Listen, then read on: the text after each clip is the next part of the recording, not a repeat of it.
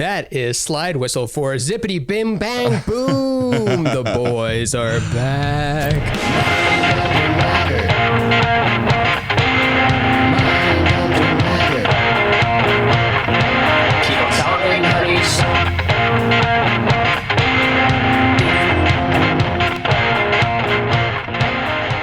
You might have only not seen them in a week, but they haven't seen each other in, it feels like much longer, but we don't know, right? We don't know how long it's been since we saw each other. There's no way of knowing, in fact. And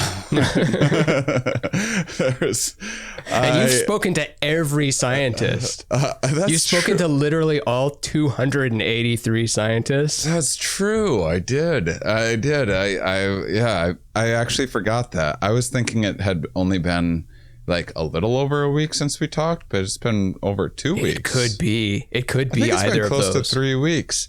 Three goddamn weeks? That now makes more sense, because we were talking off the air about about time dilation and how long it's felt since the last time that we record. I also sometimes we record like 3-4 times in a week because we're banking stuff or whatever. But we still keep in touch though. We'll be on a phone call or like have a text back and forth. But I mean, you know this, but to the listeners, I was put through the washing machine a little bit. I got sick in a way that like worse than COVID. It was like very nauseous.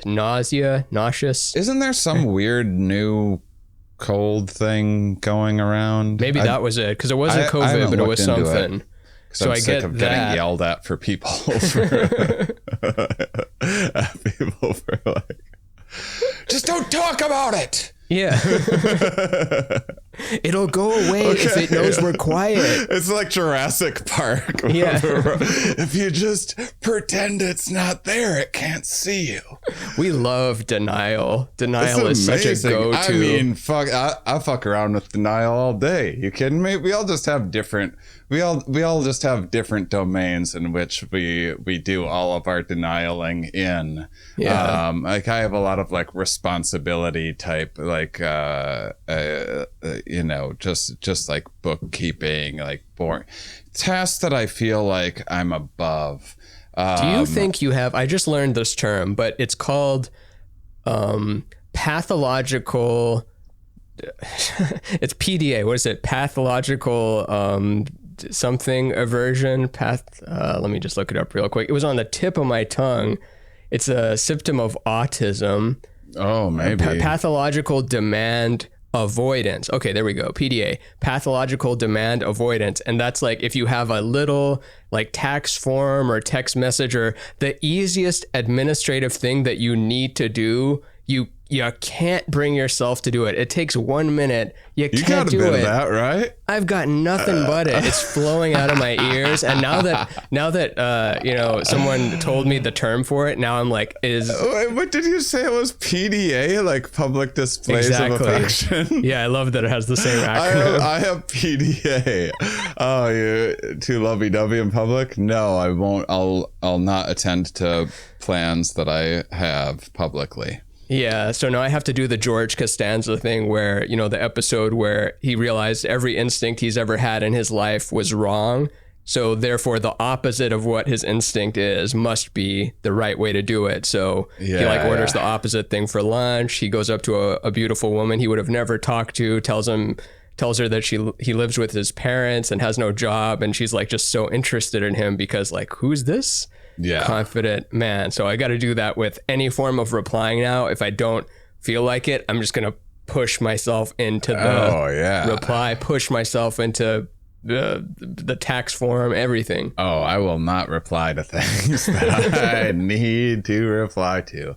And yeah, it creates like strains, and I mean, it doesn't do me any favors. I've never avoided a thing and then afterwards it's like, well, that really paid off. Never. Avoiding that. I mean, I guess the 9/11 flights, but that's it. And that's not something you avoided. But if one were to avoid something, there's such a, I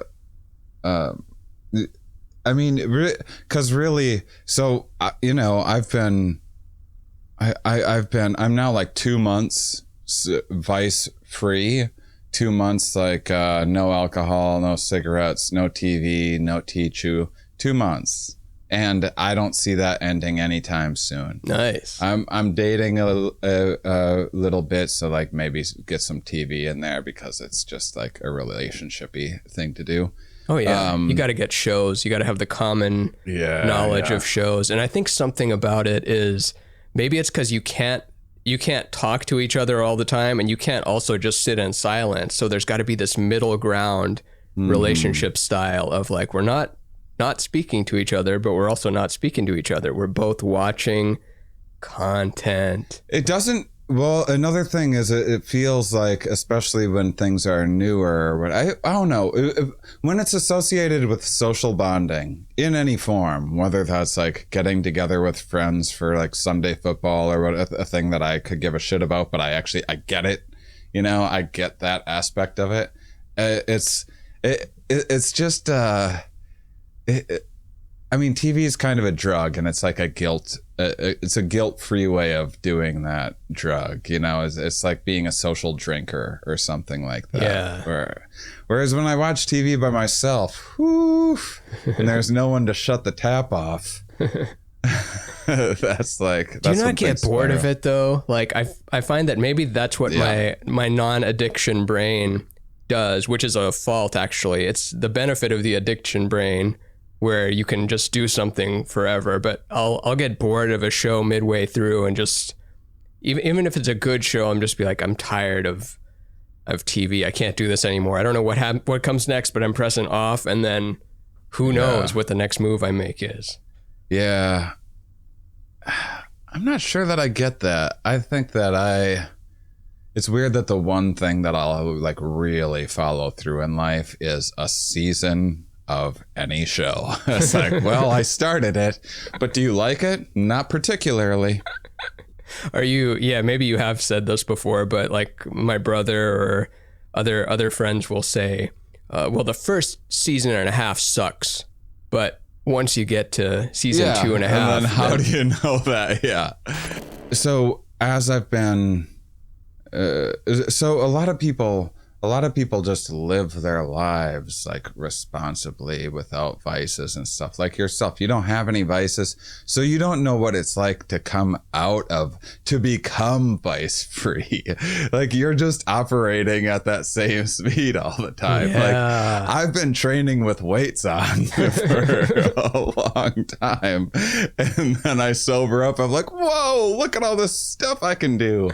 And so, and when I'm in that, then I can be mindful of the sort of the sort of enthusiasm toward life and various productivity becomes a little more salient because of those times. And so I kind of can understand a little bit my relationship with productivity.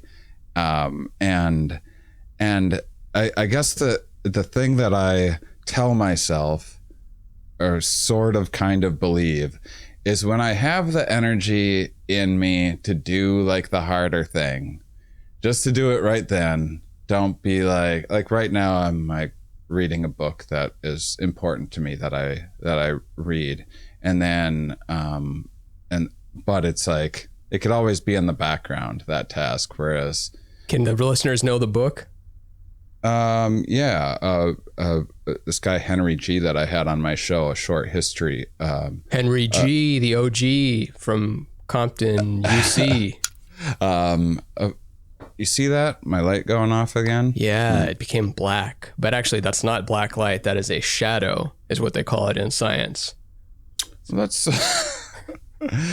just, if we're just gonna go black light less.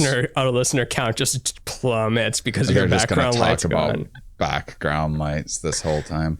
A very short history of life on Earth. It's like 4.6 billion years and 12 pithy chapters. We'll do an episode about it when I'm done. Are the chapters broken up into I guess equal distant amount of activity? Like not chronology, of course, because then you'd have a lot of nothing. But it's like building a story of how this led to this led to this. So like I like that. I think I want to read this. Origins of life, then multicellular life, leading to this happening with climate, leading to the evolution of the first mouth and anus, and then once the mouth and anus happened, right after like each all other. of these, well, they were the same thing for a little while. Oh no! When evolution came up with the anus, that it changed. When it came up with a distinct anus, everything changed. Evolution's like, check out what I made. Everything changed. You have no idea. We could do a whole anus episode. We wouldn't be here today if that would have never happened. Like, of course not. My asshole is who I am. But not even close. Like you don't understand. Like other ways of diffusing waste eventually became fish gills, which eventually became like our hearing. So like buttholes eventually became our ears. Like in kind of a roundabout way. This is a cover band for my asshole. Yeah. I mean, I'm really, I don't know how accurate that is in the way that I'm actually saying it. I'll kind of spell things out a little bit more in an episode.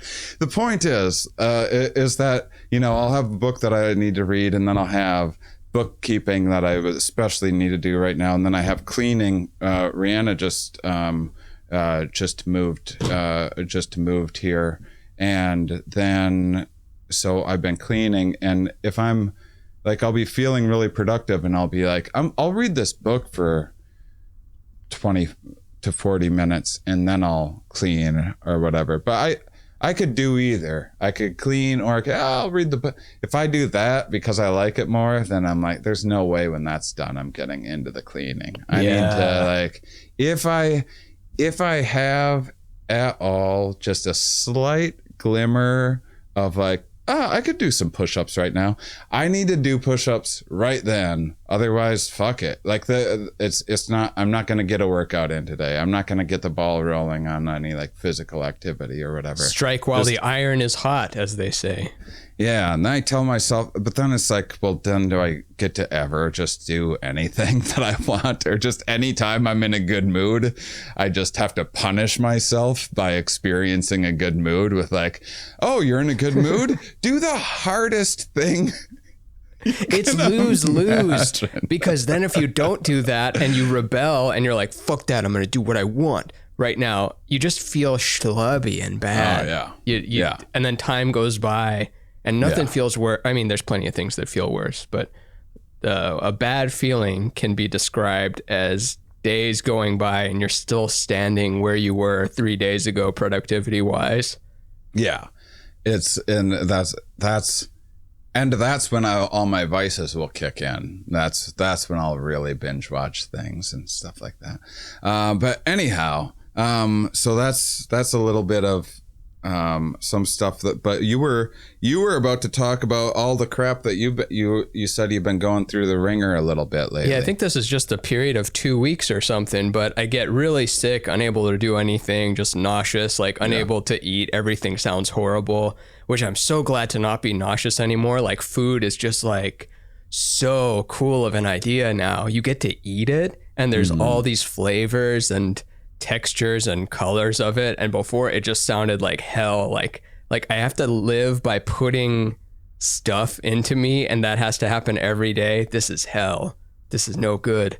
So I get better eventually, and then pretty much the day I get better, Yosh starts to like really hit like some floor that we've never seen him before. He's not eating anything. He's feeling awful, like just in pain, like tears in his eyes. Eventually we decide like, okay, this is not getting better. We got to take him to the hospital. We take him to the vet hospital place, 24 hours.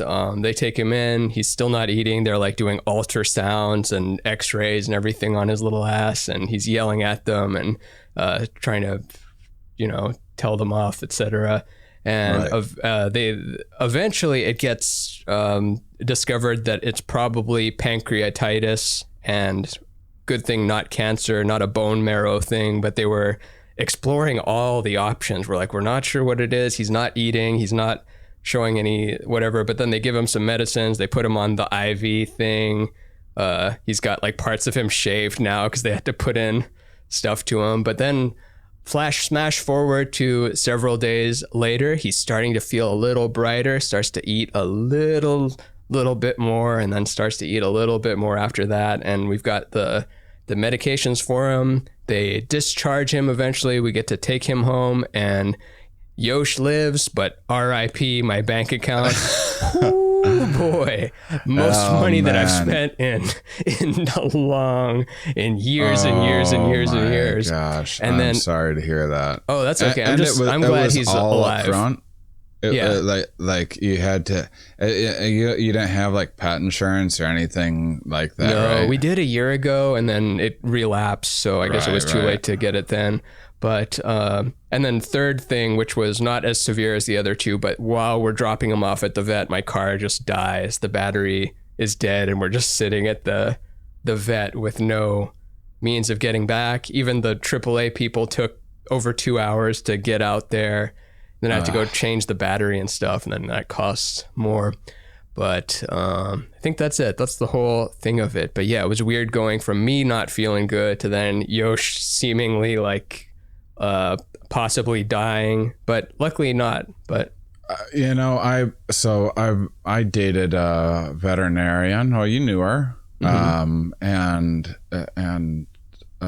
for a few years, and she at first, when we met, she had just was going through a divorce. Actually, that was fun. I went with her to her divorce proceeding. Official divorce. I sat in the car, but yeah, I went with her to the divorce proceeding. But she had moved from, was it Vermont? She had moved from Vermont to Boston. Shout out Mindy Fisher. It's from Vermont. Yeah, not a wonderful listener of the show, not my girlfriend from years ago who's a veterinarian. And Maggie, who people would have heard me reference in my old albums or whatever, if you listened to my first one, she went from like rural farm country to we lived in the south end of Boston, like the gayest, like there's gay Boston? Kind of. Interesting. Oh, there's gay Boston, yeah. And so we lived in gay Boston. It was super nice. Everyone was great. It was such a fantastic neighborhood, and she loved it because and I don't want to paint with too broad of brushes, but I'm saying nothing but wonderfully positive things, so hopefully that's okay. She's not going to get madder at you. Oh no, I mean about gays, about like homosexuals. Gays. Yeah. Oh no. The gays know we love them. Maggie's not gonna get madder at me. That's not possible. She texted me during COVID at one point, like it was the first check-in. Wait, what was it? Was it a fun thing? It was like wondering how I was or something. I think she was drunk at the time. Yeah. No, that's still something. It was something. No, yeah. I like that. Makes me happy. I wish that I don't like. Well, I mean, I don't live by this principle, I guess. But I wish things hadn't ended the way that they did. I think the end of any relationship is normally not as frictionless as we'd like them to be. Some people transition effortlessly, but for the most part, it's a mess. I think it's always a mess. Yeah. What was that? Was it her joke about you? I was just thinking about her joke the other day where she said that my boyfriend bought me shampoo. I asked him to go get shampoo from the store, and then he came home with shampoo for dry, damaged, broken hair. And then it's like, oh, I'm sorry, were they out of shampoo for fat, ugly sluts? She has some really great material. Yeah. I think she might have made that about me. Yeah. That's because I'm a dry boy. I have the driest everything. My hair, my skin, everything about me is super dry. But that's hilarious joke. But she went from rural, Maine, that's where she was, where it was like, farmers would bring in their animal, and you'd be like, so in Boston, in the South End, their animals are like their kids a lot of times. So for a lot of gay couples, the way it should be. And so like money is no object. Plus it was an affluent area, and she loved it, not because like she made more money or whatever, but because she didn't have to kill, like she got to actually do her job. Because in Maine, like someone would bring a cat in and she'd be like, yeah, that would be like about $150 to, they're like, kill it. Like, what are you, what do you mean? Like, it's just a little medication that you have to, like, nope, don't need it anymore. Yeah. And it's an interchangeable part of the family. Yeah. I mean, farmers love their animals, but they also just have like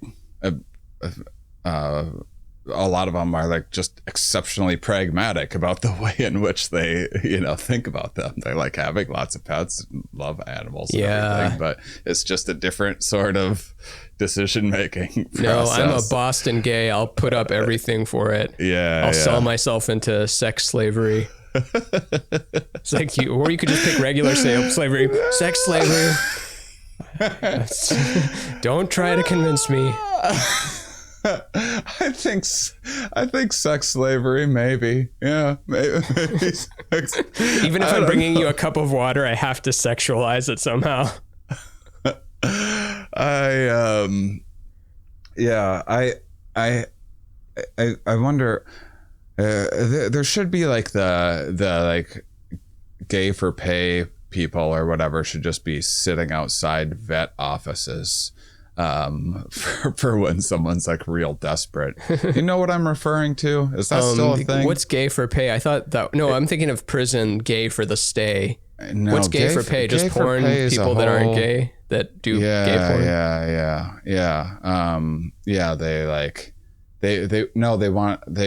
It's a particular kink in which gay men really like. This is, they address this. I've had some gay people tell me about this, but they also addressed it in that book, A Billion Wicked Thoughts, that we discussed in episode 69. Fucking fantastic book that I did a horrible job of remembering on the show, but a fantastic book. I mean, it's a billion things. How can you remember a billion things? But it's a popular thing, and I forget what their kind of neuroscience, evolutionary biology reasoning of it was, but it's a whole thing where it's like, the idea of flipping a straight man is very appealing. So gay for pay is like, hey, I'll pay you to like jerk off in front of me, and then it escalates. That's a whole kink. Makes sense. Yeah, especially because it's still dudes, and dudes are very horny, slightly creepy creatures. Yeah, the most. Number one of all time. Undefeated. So I'm so happy. How old is Yosh, by the way? 13. I'm so happy Yosh is Yosh has like another 10 years to go.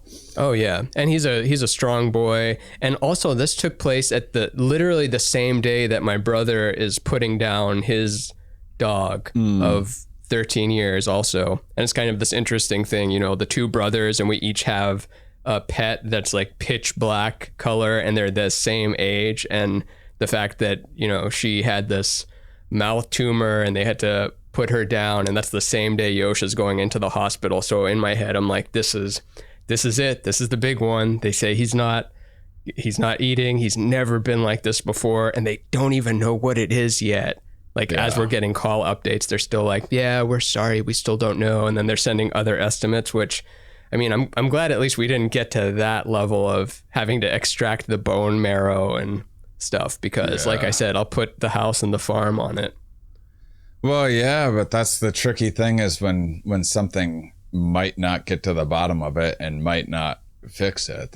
Maggie used to tell me about those all the time, where it's just like, this is going to cost $10,000 for a 10% chance of survival. Yeah. I mean, I don't like it, but the alternative just isn't an option to who we are, at least. There's no There's no way it's like, well, no, just have him die, and then we'll just keep the. Speaking of pets, I want to get back to Casper. I have a dog. I have Darwin C. Birdsworthy, Rihanna's dog. Rihanna just moved from Denver to Raleigh. She was here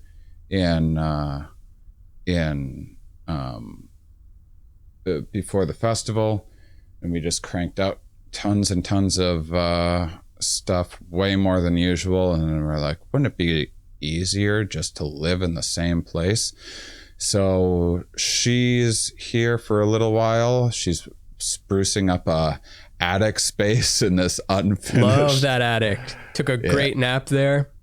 The place is much cleaner already than when you were here, and we'll see. I also just started dating someone at the exact same, because at first I was like, yeah, but come on, and now I'm like, oh shoot, now I have a roommate.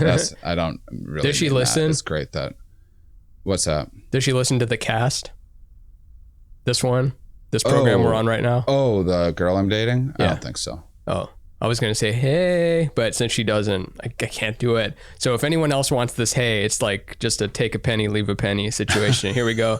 Hey, that's for anybody that wants it, that listens to it. You got one from me. And then hopefully they'll leave a hey somewhere. Yeah, you can give one to someone else. Maybe you wanted a deeper sounding one or a higher sounding one. I have there's a Vishlu here. I don't think I'm pronouncing that correctly. Vishlu? Is that like a VCR and an igloo? An igloo made of VCRs. Just look it up. It's a little red. Red dog. Oh, a Vishlu. That does sound more like a dog than a VCR igloo, I suppose. It's like a Shih Tzu, but a Vizsla. Vizslu? Yeah, Vizsla.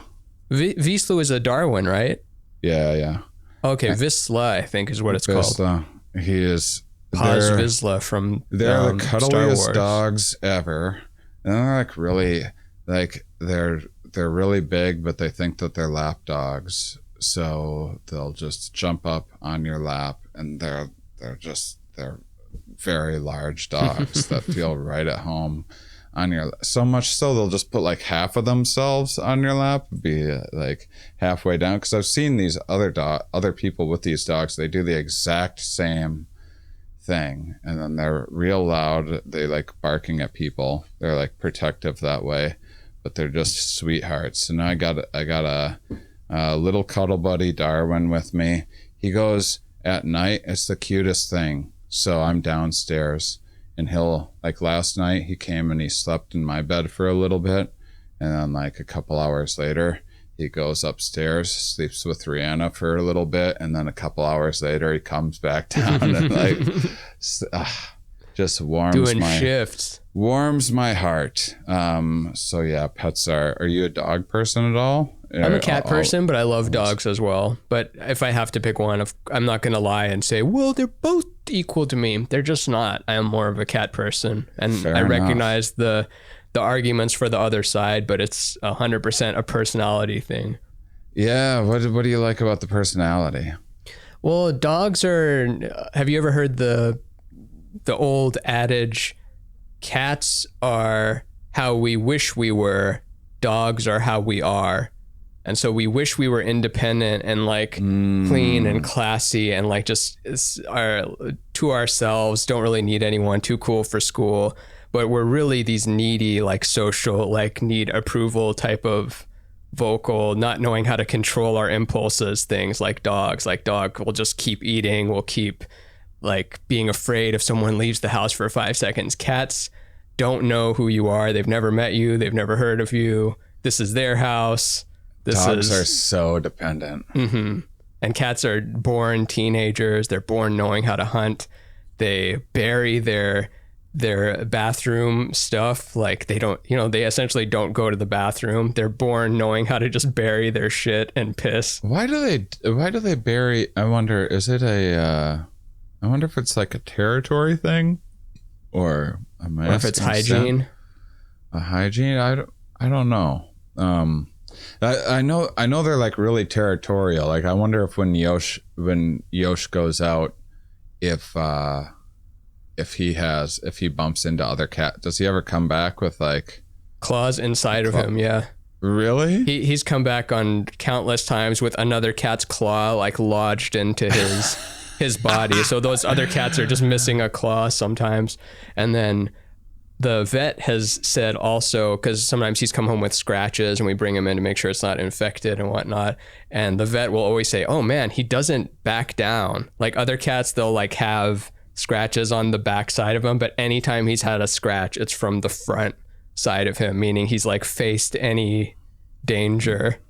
Weird. It's because cats, they think it's part of how cats evolved to spread so far is because they got all over the world. Like many of the big cats. Do you know where they started? Extinct. I mean, Pangea or something, but are they like mainly Egypt? Did they start in? Well, I think they started in a few different places because I think, I'm not sure I'm getting this right, but there was an American cheetah. I know there was an American cheetah that was like, I think bigger and maybe even faster than the cheetah that we all know and love. cheetah. But they're not related. They came from a different line. Convergent evolution? Yeah. Convergent. Yeah. Convergent. And so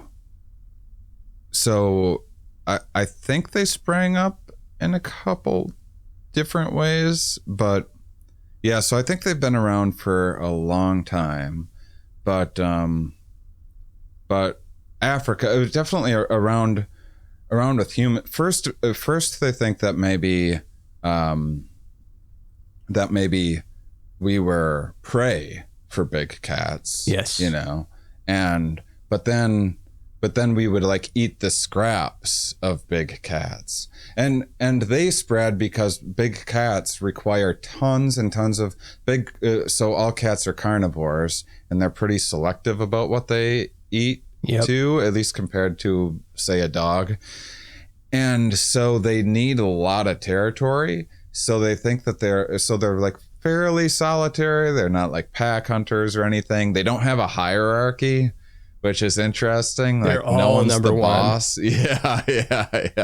That's really, so they're so independent. I think they don't necessarily like being around one another. They like tolerate a lot of they're very bold.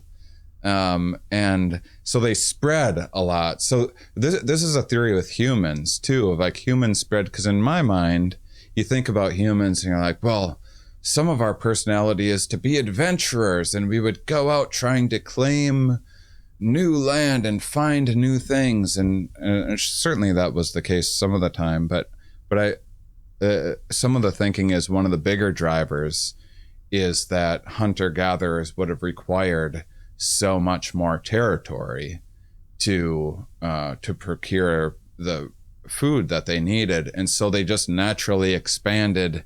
Just as they bred more, they just kept on pushing the boundary out. It's not like they were exploring new humans and cats. But I thought you were saying that cats push out the boundaries and we're like right behind them. Like so in that's setting. An idea of like maybe that did happen. Was that maybe we followed big cats around for their scraps afterwards. Some of our early tools were just kind of scraping meat off bones and throwing rocks. Probably some of the early hominins probably got pretty good at just like scaring stuff off, because if like a rock comes flying in and you've just never seen that happen before, that'd be scary as fuck if you're a critter. Like, wait, that thing how can it? Yeah. Because nothing else can just, without touching you directly, how can a thing just shoot? And it it involves predicting the future somewhat, because you throw the object not always where the thing is, but where the thing is going to be. So it's almost like it knows, like, how did it know I was going to be there? I was running. And it's kind of an extension of you in a way. And so maybe I wonder if that is seen as the first tool. Is the first tool Stone. hurling a rock? Maybe. Or is it using the rock And to bash something, but probably throwing the rock? Probably throwing the rock. And then there's primates that create like little stone tools. But the first tool, though, the first tool has to be just grabbing something and throwing it. Yeah. I don't know. For primates. I ain't Yuval. I only play one on TV. I haven't heard you all in a while. We could use a little more of him to bring our spirits up. So, yeah, I think that, so like 30,000 years ago, there's cave paintings with pretty detailed illustrations of big cats. And they definitely weren't depicted as being domesticated, but they also, it seemed like there was around, by that time, they were kind of maybe more competing for the same food source. But also you'll find humans with big old like saber-tooth teeth size holes in their skull. Actually, a ton of how we know it punctures skulls. That's wild. Oh yeah, yeah. I wonder how strong, like that. Yeah, because the jaw strength. Well, the tooth strength too would need to be. I think the Tyrannosaurus Rex had teeth that were stronger than steel. Even saying that seems like, no, that can't be right. But I read it. But I mean, nylon is stronger than steel, technically. Oh, okay. I mean, that's one of those like science fun fact books where you try to guess the answer, and it's obviously the one that you would have never guessed. And it's like, yeah, it stretches. And when you think of nylon, you think of saran wrap and that. But when you compare it by just density pound per pound, it is stronger. So perhaps it's a meaningless metaphor that just sounds cool. But regardless, yeah, just puncturing right through our skulls. A lot of the archaeological finds for evidence of past hominins is from dens where cats would drag back corpses. So because then they'd be preserved. Like the bones would end up in these dens and then they'd get preserved there over time. So you'd find a lot of human or hominin bones in cat dens. So they were certainly What is a den? I mean, I know what it is, but like, is there a definition? Is it just where cats and other animals like that just reconvene with their kills and stuff, like their temporary home? Like when we call them dens. I think the lion's den. What makes a den? Yeah, whatever's. This will be a good YouTube comment. Someone will look it up for us. Yeah, and the line is probably very blurry. It's probably not like, well, it has to have this and it has to descend into the ground at least 3 centimeters. Like probably there's nothing like that. It's just a general where they go. Probably the way in which it's used. Probably the way in which a particular cave-ish space is used makes it a den. Like what's in there. If this particular species is in there doing this with it, that makes it a den. A lion is the first thing I think about, followed by a TV room. And bears. Bears, I guess, have a den too. Yeah. But when I'm doing the Family Feud thing in my head, it's like first lion's den and then den where you go relax. And it's not the living room, but it's the den. Yeah. So they went somewhere along the way, and it seems like it was right around the advent of agriculture. Cats started sort of being domesticated, but it seems like they weren't domesticated by humans. It seems like they almost like domesticated themselves alongside humans. So like usually how things were domesticated was humans would probably the first thing that happened, the first domestication at all was herding of prey. So like instead of chasing these things everywhere, I imagine you like get a bunch of things cornered at a cliff and like, let's just build a camp around here or something like that. And then you figure out how to make enclosures over time, or you just figure out ways of herding over time. I forgot about the whole cliff chasing thing. Like what's the largest amount of animals we've killed by chasing them off a cliff? Oh, probably probably in the hundreds. I don't know. What's the largest herd? I bet we've chased them off cliffs. It's one of our good things that we do, endurance. Endurance and running. Number one. And chasing things. So yeah, you can domesticate things that way. And then other things like horses and mules and stuff were domesticated in the way of like, I bet we could ride that thing. That's a crazy way to domesticate something. And that seems to only have happened after humans expanded. Like humans weren't riding zebras because zebras evolved alongside humans. And so anything evolving alongside humans in Africa were like, fuck these weird things, staying away from them.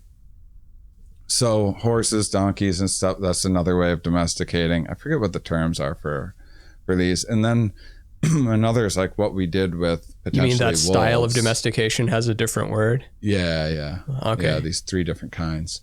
And then the it's funny that it's called breaking a horse. Just makes you feel bad where you got a wild horse and now you've broken it. Yeah. I mean, which they're probably fine. They get grass, feels good on the back to have a soldier on you or whatever, but they gotta miss their single days a little bit. They're getting out of it? Pride. They're in it for the military ribbons. Yeah. They're the general. I'm the general's horse. I get to eat hay first. Sometimes.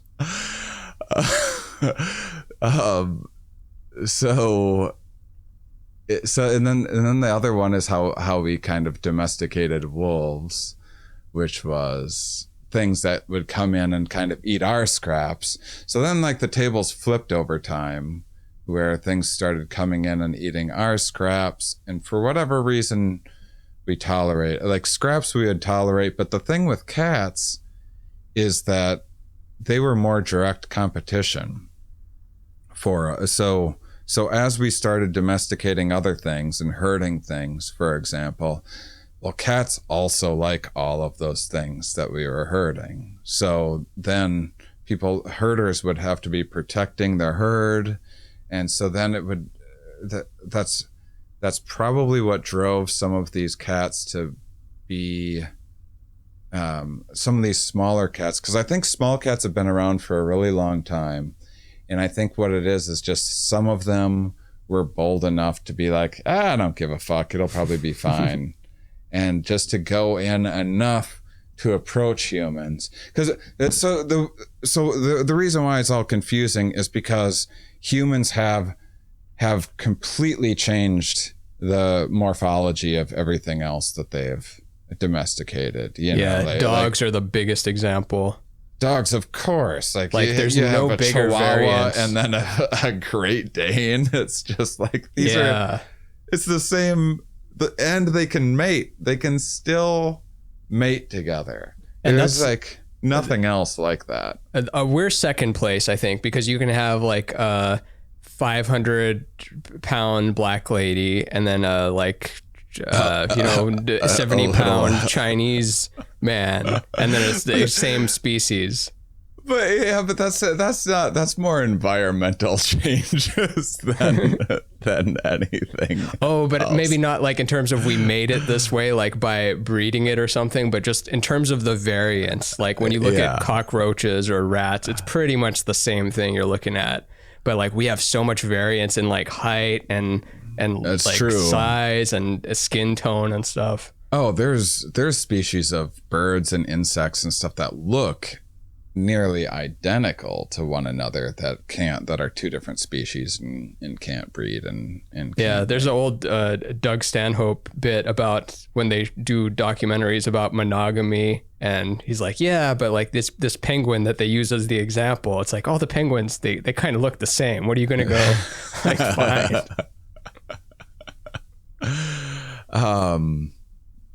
So we see, and if you look at like sheep or cows, like maybe potentially the reason why India had the sacred cow, or did for a long time, Still does, but it's like, I think it's gotten, it used to be like, these cows are so sacred and we can never kill them or whatever, to like, oh, but if they die, you can kind of give them to another, sell them to one person who can sell them to another person who can. It's and then the over Jewish time, loophole like, thing. Yeah. The Orthodox Jews. Like, well, it's dead anyway. You can sell it to the butcher. And then over time, now it's just kind of like, if it's like nearly dead, you can sell it to a butcher. And what were you going to say about the Orthodox Jews? Oh, just it just reminded me vaguely of there's rules in place of a religion, but you find ways of loopholing it. And even the highest levels of the church will still, or not church, but whatever, it's the synagogue will still say that, no, that's okay. Like with the Orthodox Jews, they can't even turn on a light switch on Sundays, but they can have someone else come over and then say like they come over and the room is dark and then they just like instinctively turn on the light, and that's okay. Right. Yeah. You just hire someone to press all of the things for you. So the sacred cow, it's like, I think the Amish do that a bit too. Yeah, you can sell it to someone who sells it to someone who sells it to someone. Then that's okay. Yeah, like the Amish, it was like, okay, you can have a tractor, but they need to be like steel wheels, so then it can't ride on the road. So you can't get too far, just in case you're gonna make a break for break out of this world in your tractor. We've had too many people taking off in tractors. We'll put steel wheels on them so they can't get so far. Oh, it goes back insane. To the denial. Did we start this episode talking about denial, or was that off air? Because of sickness and various denials that we have. Yeah. Hell of a drug. So the sacred cow was because humans weren't as involved in India's cows, and because it was a different species that you couldn't get as much meat off of, and so it was kind of, they were more valuable to be kept alive because there's like they were their tractors, and so even like a aging sow could still potentially give birth to a tractor for you, essentially. And so there's just more value than the American cows, which we shaped to get bigger and bigger, or like chickens, which we've shaped to get bigger and bigger. Everything, we've done all this selective breeding but cats are basically like dogs. We change so much so rapidly that geneticists can't work in their normal way to decipher like how closely related some species is to some species of wolf, because so it's like nonstop confusing. Jumps. Yeah. Whereas like normal genetic drift, where you'd be like, it would take about this long for a gene to get from here to there, is all fucked. Cats are just the opposite, where theirs just has not changed. They're indecipherable from wild cats in places. You could drop Yosh like 100,000 years ago and he would just be fine. It can totally. Is Yosh fixed? Yes. Yosh is the end of a line. But we do have theories that he might have impregnated a cat in the neighborhood, because if anyone is going to, break through the fixedness, it's his. He can immaculate conceive into someone. Yosh has magic power. Maybe Yosh will live forever too, which would be. That would be amazing if it happened, because that's the plan. then scientists are going to start chasing you. It'll be like E.T., but with Yosh, because they'll want to study Yosh. I mean, I'll give up my whole life to give him an extra 5 minutes. How old is the oldest cat? What'd you say? Like oldest house cat, I think they've maybe gone into the early 20s. I doubt they've gone any higher than that. Oh, I'm going to guess like 40. I'm going to guess older than me. I'm 42. I'm going to guess like, I'm going to guess like 45 And it can't be one of those Manul cats, like the ones that are unchanged. It's got to be a house cat. 38. Okay. You're right. Oh, it's a Texas cat named Cream Puff, lived to be 38 in 3 days, succumbing to old age. Call me a cream puff. I'll last for 38 years. I'll show you. Oh, wow. I am 38 years. Crazy. I don't ever think that I am. When I think about being 42, sometimes I'm like, I really like getting older and getting to be like, getting to have more knowledge and potentially more, accrue more status and experience in life and wisdom and blah, blah, blah. And then sometimes I'm like, oh, I'm just not where I should be. For a 42-year-old man, I should be like further along. Like, you should be on Rogan every other week. You should be buying Twitter. You should be getting a stand-up special every year where it's okay. Like no one really loves it, but it's there. I should have a mediocre stand-up special every year. No, we're putting too much pressure on ourselves. And it's true. I'm thinking about Jack Knight, he had a great career. The man was 28 years old, killed himself at a time when he's, loved by everyone, has a career. I don't know who this is, by the way. He's a LA comedian. I think he died 4 months ago. Time is meaningless now, but a lot of people beat themselves up over a career, but had a great career, was just starting to take off, was super funny in the moment, would like off stage, was one of those guys that would bring up something to pick at, what's the word? Like, doing that elephant in the room kind of stuff. Yeah. Like he would just go up to someone who's very like active on Twitter and just like out of nowhere, just be like, why are you posting all that shit on Twitter just in real life? Another good story I heard recently was, I don't want to out the names of these people, although it is funny, but basically someone was at a Saturday Night Live party and they shouldn't have been there because they didn't, not they shouldn't have, but what am I trying to say? They went because of a friend. Like you wouldn't have expected this person to be at the big Saturday Night Live party with all the celebrities. And Jack Knight sees her there and just kind of gives her a look of like, what are you doing here? And then just turns around and walks away. Doesn't go and ask why she's here. It was just so taken aback as to why you're here. But I don't know. I didn't know him well, but the times I did see him and interact with him, he was a delight. But I just keep going back to him when I think of like, oh yeah, there's people fighting a big war in their heads that has nothing to do with careers. Oh yeah. I get that.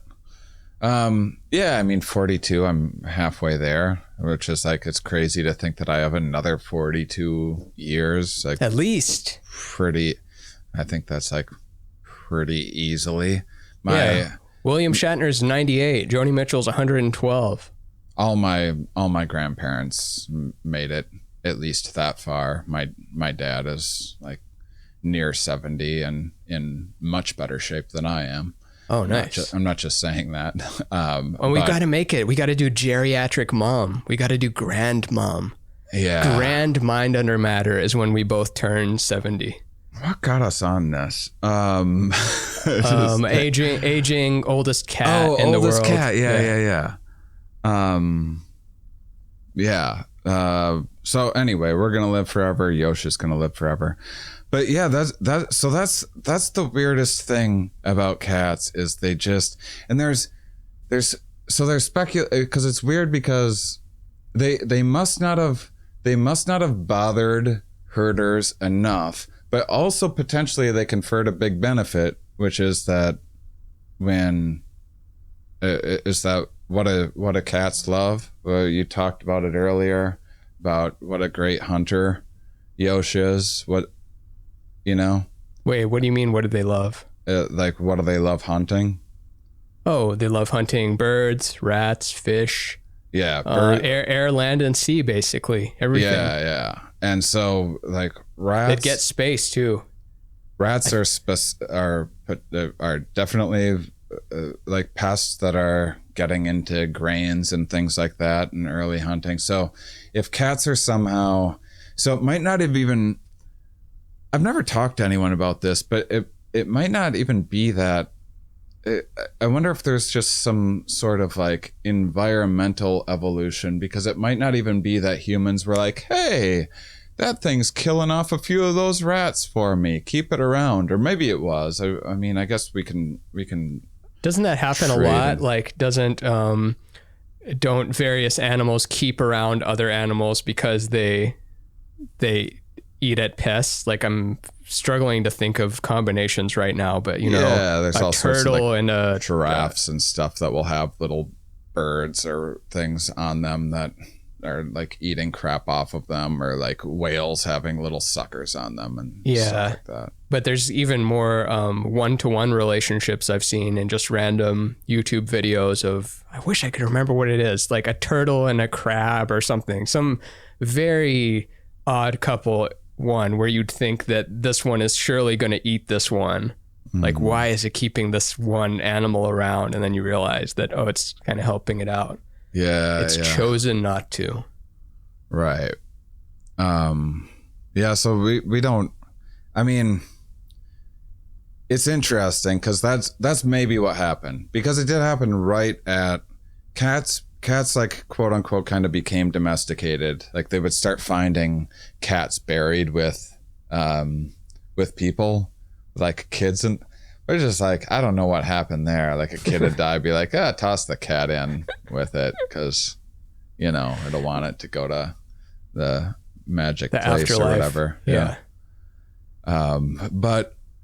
But right around the advent of agriculture, cats started living with humans, like making their way into humans' homes. And so maybe it was about pest control stuff, but they're also not eating that much stuff. So I don't know. It's all strange, but we never selectively, I think we started selectively breeding cats like 30 years ago or something, genetically being like, what would that look like? 30? Yeah. So I was 8 and then that was when it started? That's I think crazy.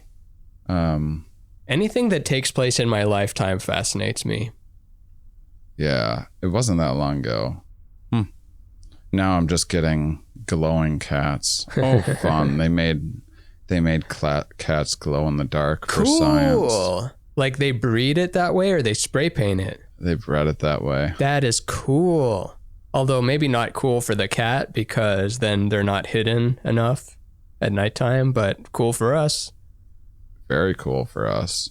Are we talking really good glow in the dark, or the stuff that's just legally glow in the dark where you have to aim 10 UV lights at it? The pictures look really cool. Glow in the dark cats. What if that becomes normal in the next 10 years? That's like just as common as having an orange one or a black one or a gray one. Certainly it's could. a glow in the dark one. We grow so acclimated to magic stuff. Like, you show a lava lamp to someone 100 years ago, they would be like, what is this sorcery? And then you show it to someone today and they're like, are you going to take that to Goodwill? Are you going to throw it out? Why do you still have a lava lamp? I think if you had a glow-in-the-dark cat, then now you're going to be the person that walks their cat, because you're going to take your cat out at night to walk it around. Because I wouldn't just let my glow-in-the-dark cat out at night, because it's either going to get eaten by something or someone's just going to steal I found this fucking cat that glows in the dark just wandering the streets. Just some baked kid comes up. If I was a stoned teenager and I found a glow in the dark cat wandering the streets, my roommates would be in for the thrill of a lifetime. Yeah, there's no way you're not taking that home with you. Even if it had a collar. Even if it had a giant reward sign out for it. So I mean, first of all, these are all just mouth sounds. I wouldn't go. I'm decent at getting like the concepts down of things. Those little details, the names of things, the exact dates of things that happen. And there's a little more leeway with animals. I feel like if you screw up, the heart has 18 chambers, and the blood it pumps out is blue, and the blood that's on oxygen is green. If you like say that kind of stuff, then people will be like, no, this is incorrect science. But if you're doing animal things, it's like, well, you got it a little bit off. They don't glow in the dark. They just... Yeah. But we are talking about cats where people care deeply about cats. So we'll see. We'll see if we get... because I'm sure there's people that have read a bunch of books about cats and things that are listening that would... Oh, yeah. Know way more than I tend to stay away from things that people that have already like made their way into public interest, and just because like people already know a bunch about cats and dogs and global warming and physics and stuff. It's already like, that's what, you know what I mean? But do you think so anyway. With physics though? I mean, I know you were just rattling off some examples, but do people really know a lot about physics? I feel like that's one that we really, as a common knowledge thing, people don't really wrap their heads around. I guess I'm thinking of two different things. One, there are things that people will know science about already that have permeated, which is like maybe some marketing type things, some life hack type things, and then like cats and dogs, just because people care a lot about it, or just like more directly and obviously impacts them. And then there's just things that people think of when they think about science, whether they know about it. And that's like physics is number one. Like that's why it's like space, like astronauts in space, and then astronomy and physics, and then chemistry. I would say chemistry beakers is right full up of colored there. Fluid is number one with science. It's like physics. That's probably why Elon like lies about having his physics degree or whatever. I saw that there was something about that. What was it? He lied about having a bachelor's in it or something.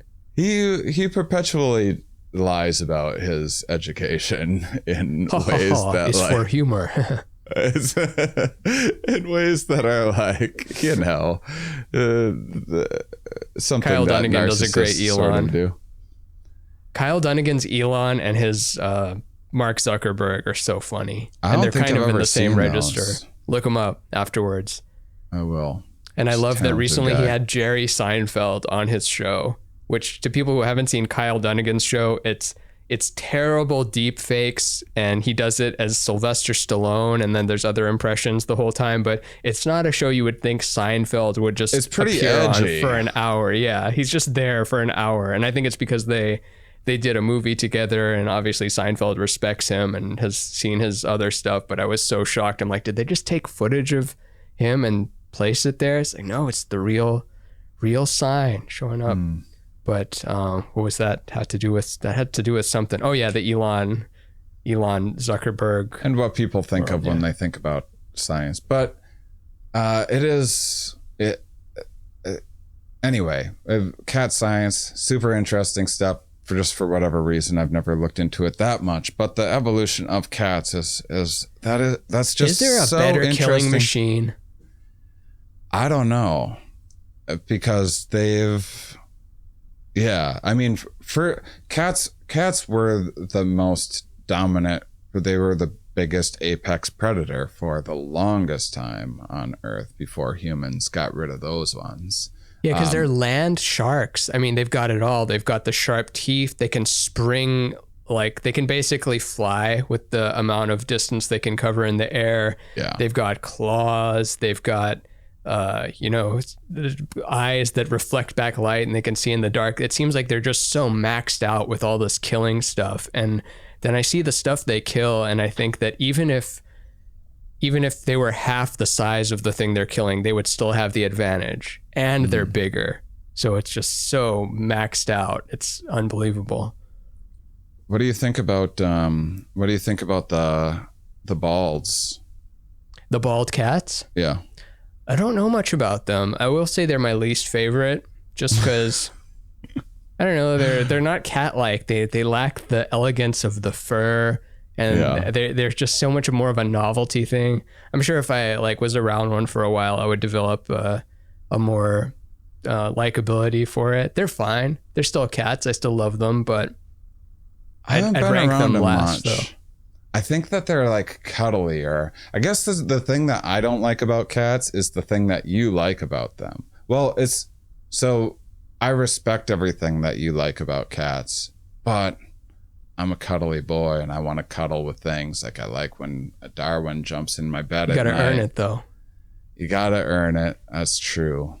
Mm-hmm. Also, you have to be regulation. It's the soup Nazi. You have to be like, you have to have the right blanket on you. You have to not make weird sounds. You can't have breath that smells like len or some citrus thing. You got to be just right. And then if they're feeling in the mood, maybe you'll get to give them pets. And then I guess too, they'll sometimes expose their belly to let you know that they're okay with you, but then also at the same time they'll, like, if you touch their belly, they're exceptionally sensitive there, and they just do some generally like it. Do not like it. Not do our some? man. No, our man will never tolerate that ever. But yeah, there's some cats that don't mind belly scratches.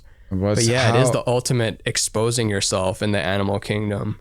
How cuddly is a Yosh, and does it depend on the day? Like if he 100%. comes back and he has a claw in him, does he get your attention more quickly? That depends. If the fight went well, he'll have a little more pep in his step, and if the fight didn't go that well, then he'll kind of be pissed off and depressed for a little bit. But he'll be exceptionally cuddly when he's in the mood for it. He'll just put his whole weight like onto you and like sink his chin into this crevice to where you don't have any motion anymore. He's like disabled this hand and this one, and you're just held down by this 17-pound man. But other times he's never heard of us, and he's never heard of anyone that's heard of us. He's never seen a magazine article that we've even had a blurb of us in. We're just completely nothings. That's funny. And that's the way it should be. You shouldn't have nonstop love from your pet. But I get that school of thought too. Funny. That's funny. I like that. You shouldn't have nonstop love from your pet. Well, because that's how life is. It like teaches you about life. It's like, what? I did everything right. How come we're being punished? It's like, this is life. This is the ultimate teacher. This cat is. So speaking of love, that's such an unsmooth transition. I was just thinking about how Thanksgiving is coming up, and we got to wrap up here. So I wanted to do some gratitude. One, we're grateful for Yosh. Yosh still alive. That's all I care about. Being here, that's what we're grateful for.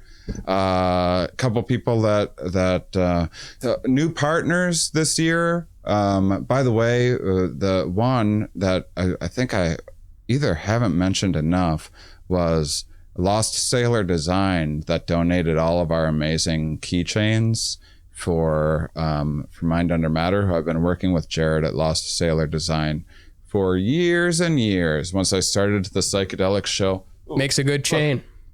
I got my wallet right here. Cool. You probably can't see it. You see the Here We Are eye? Oh, I see it. And that's how... Topher Grace combined with Lost Sailor Designs, combined with you.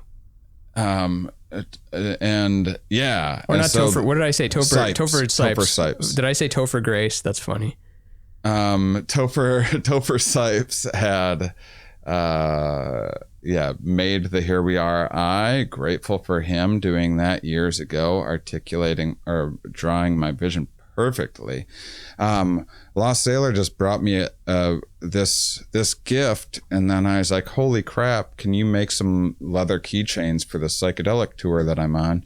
Been working together ever since. I highly recommend. I got a leather amazing leather purse for a past lady of mine for Christmas. That was like, it was, it's splurging a little bit. They're absolutely incredible. It's worth checking out their site.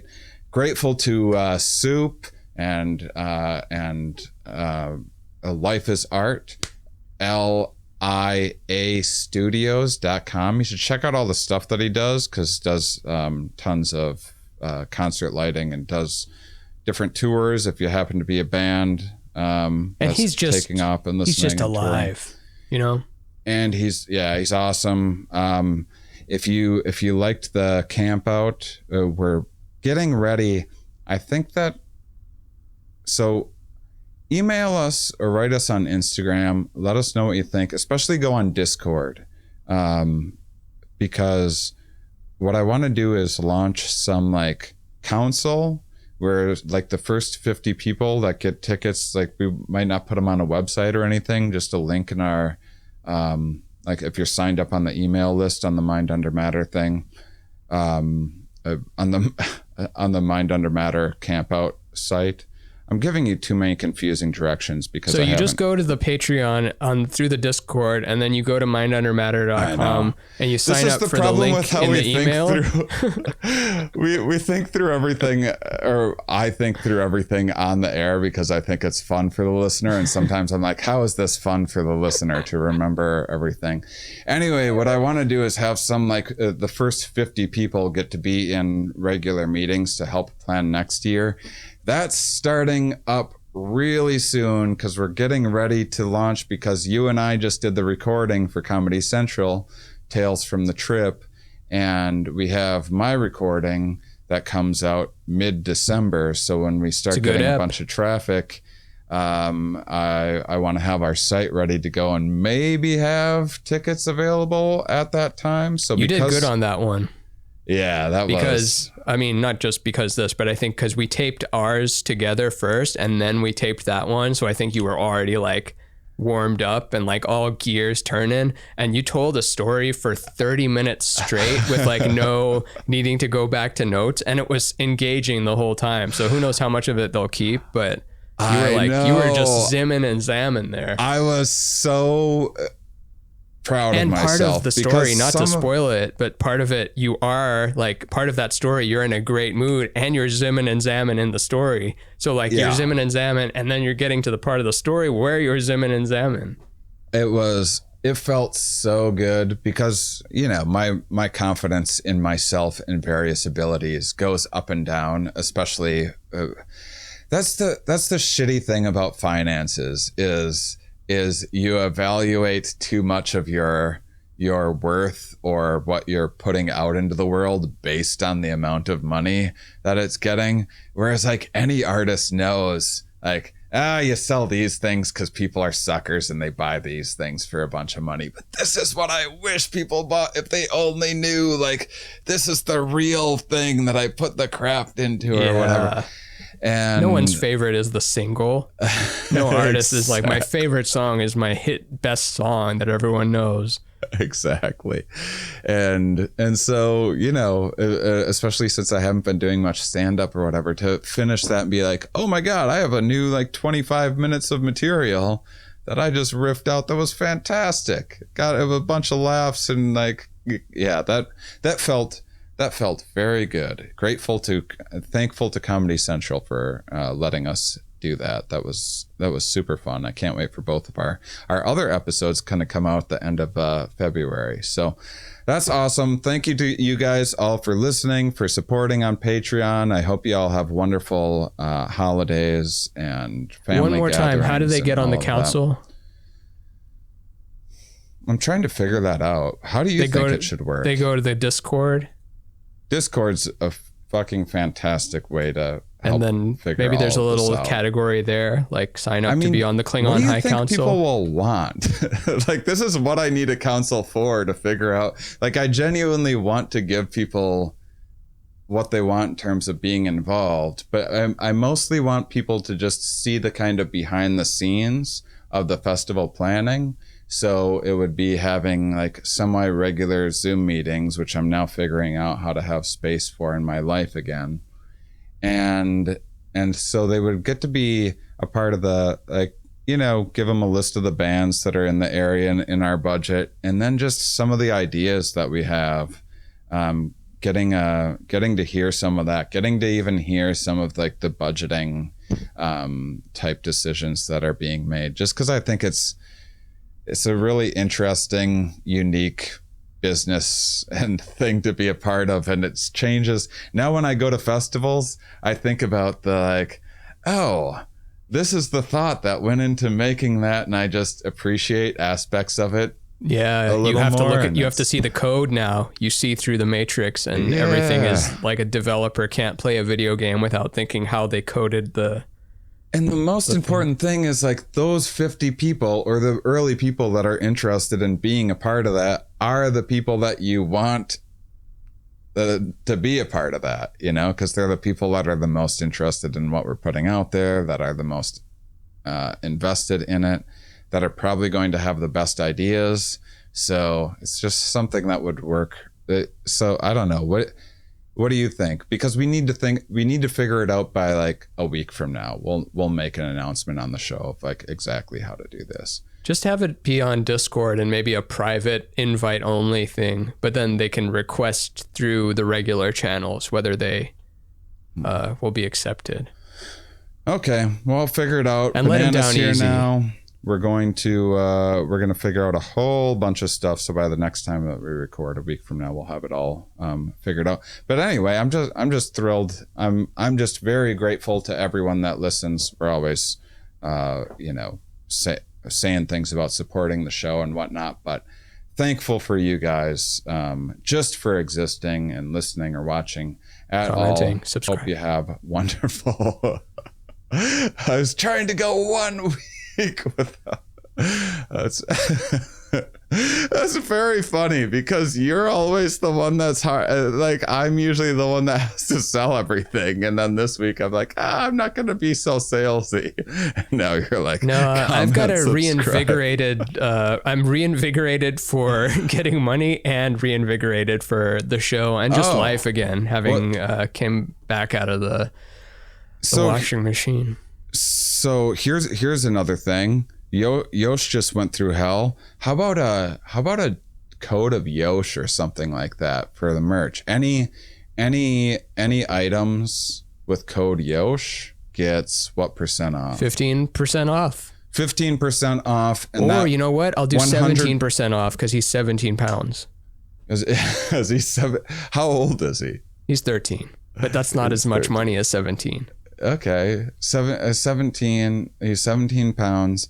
So you get so code Yosh on any of the merch, and that's through December 1st, shall we say? Since it's sounds good to Black me. Friday, Cyber Monday, all that. We're covering all of those, and then 100% of that goes to trying to get that Yosh bill paid off. So do that. Enter code Yosh, and maybe how about see some of the new offerings that we have on the merch site. Yeah, going to be doing a lot of additions during this Black Friday. Awesome. So that's the whole thing. Thank you guys so much. And until next time, keep on salivating, honeys. Ding. Ding. I've put my bell somewhere that I can't find because I'm back. Ding. Oh, hold on. Hold on, I found it. There it is. Yeah, ding.